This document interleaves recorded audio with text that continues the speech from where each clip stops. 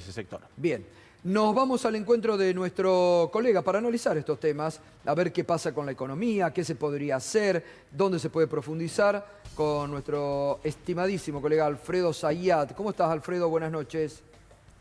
Buenas noches, ¿cómo andan todos, Gato, David? ¿Cómo van? Bien, un gusto, Alfredo. Bueno, a ver, Alfredo, ¿por dónde pasa el tema? ¿Qué es lo que le ha faltado? ¿Qué es lo que puede el gobierno hacer? Vos fijate en este marco de pandemia, con muchas medidas que el gobierno ha tomado, pero como también, fíjate cómo desde ayer ya los sectores más ortodoxos de la economía empiezan a decir, epa, no, que más gasto no, que acá no se vuelvan locos. ¿Por dónde pasa el tema? Mira, Gato, la verdad que hay varios planos para tratar de entender, por un lado, el resultado electoral y cuáles son hoy las condiciones materiales, son las condiciones económicas. Ahí, junto con David, estaban desarrollando toda una serie de medidas que está estudiando el gobierno, que sería, para ponerlo en una línea temporal, el presente. ¿Qué es lo que está pensando el gobierno para intervenir en la mejora de la calidad de vida, en el bienestar y en el ingreso de la población? Y a la vez plantearle un futuro de mejora relativa de ese bienestar. Después hay un aspecto que me parece que no es menor, que hace a dos aspectos de la gestión. Una es precisamente la gestión en cada uno de los ministerios, que algunos son más audaces, algunos son más activos y otros no. Y a la vez, me parece que en términos generales, vos ahí mencionabas, por ejemplo, el plan de previaje, mencionabas la suba del mínimo no imponible vinculado con el impuesto a las ganancias y toda una serie de medidas que se dieron. Pero si vos empezás a evaluar cómo es que fue presentado y cómo incluso es desarrollado, parece todo fragmentado. ¿Qué es lo que yo denomino esto? ¿Cómo lo analizo? Me parece que aquí ha faltado una épica de la gestión que en una pandemia y con el arrastre del macrismo no tuvo esa integralidad.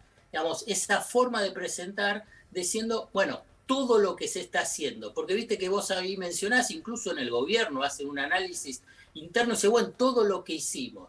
Pero ¿sabes lo que pasa? Que todo lo que hicimos fue muy disperso.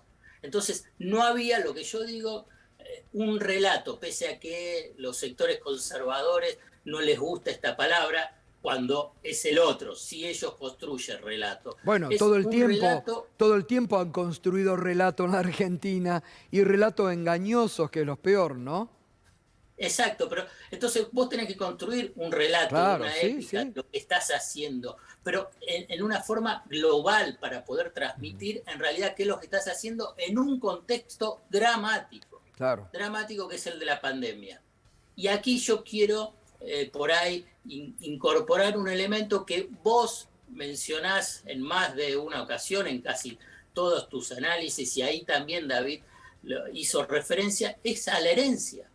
Digamos, es imposible para mí, en tema analítico, no estoy pensando en mensajes de campaña electoral ni de conveniencias políticas, sino para mí, para tratar de analizar este presente que estamos hablando con sus fortalezas y debilidades, bueno, lo que fue la herencia del tercer ciclo neoliberal en Argentina, la de la alianza macrista radical.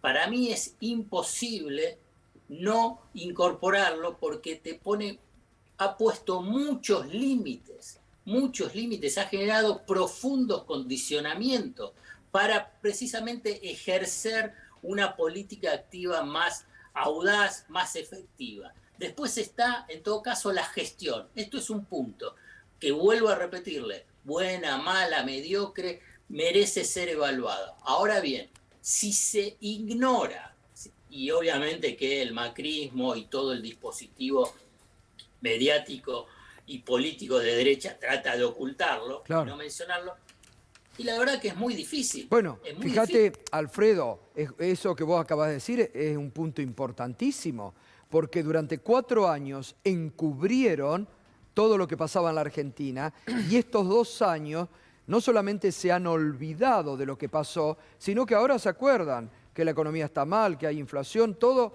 la herencia recibida, pero de la que en ese relato que ellos han armado no lo tienen en cuenta. Es como que si no hubieran gobernado la Argentina, ¿no?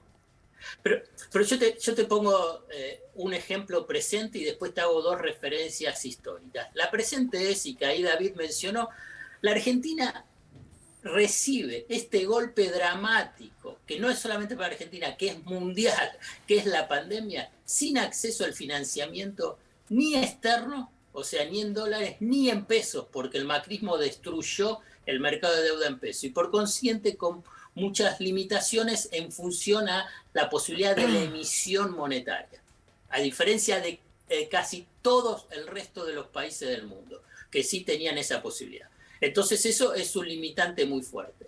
Pero hay un punto que es que cada uno de los ciclos neoliberales en Argentina, el primero, el de la dictadura militar, el segundo, el de la convertibilidad, y el tercero, el del macrismo, radicalismo, es que si no ves los condicionamientos que para los gobiernos siguientes implicaron, fue que hay cada vez mayor deterioro del mercado laboral, del entramado productivo, y la reconstrucción se hace muchísimo más difícil. Vos fíjate que cada una de las medidas que se implementaron y se quieren implementar, digamos, el sector más complicado, más vulnerable, es los que son pobres, las informales, desempleados y subempleados. Y bueno, ahí es mucho más difícil y el porcentaje es el 40% de la población.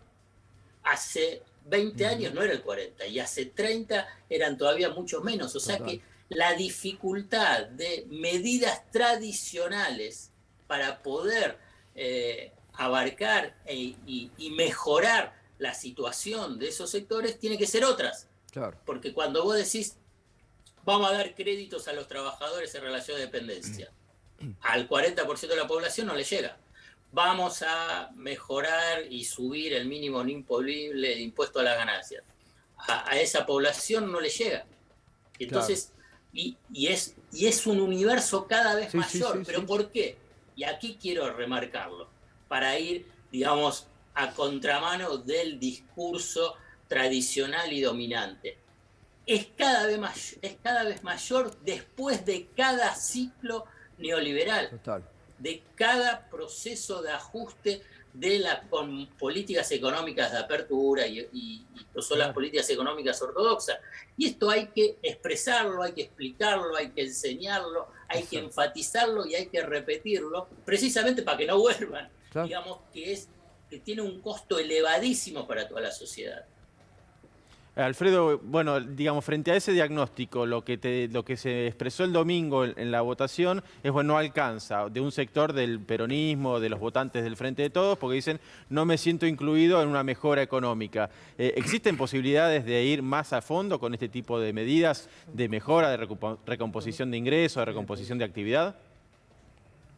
Sí, es posible, claro que es posible. Pero vuelvo a repetir, tiene que ser... Vos tenés que empezar a pensar que estás en una sociedad que está fragmentada, que es heterogénea y que es frágil. Y por consiguiente no hay medidas universales, en el sentido de decir, bueno, ¿por qué esta medida entonces ahí va a funcionar? No, porque es lo que te mencionaba, un créditos a los trabajadores en relación de dependencia no va a abarcar a todos. Ahora, lo que parece bastante evidente es que con menos poder político el gobierno va a tener más dificultad de hacer todas esas medidas. Bueno, ahí yo creo que tiene que ver con los liderazgos y la audacia política. Por ejemplo, en el 2009, el entonces oficialismo perdió y con una derrota también en la provincia de Buenos Aires. Y después tuviste los 2 años 2010-2011, que terminó con Cristina Fernández de Kirchner ganando la reelección con un 54%. Yo no digo que eso se pueda repetir.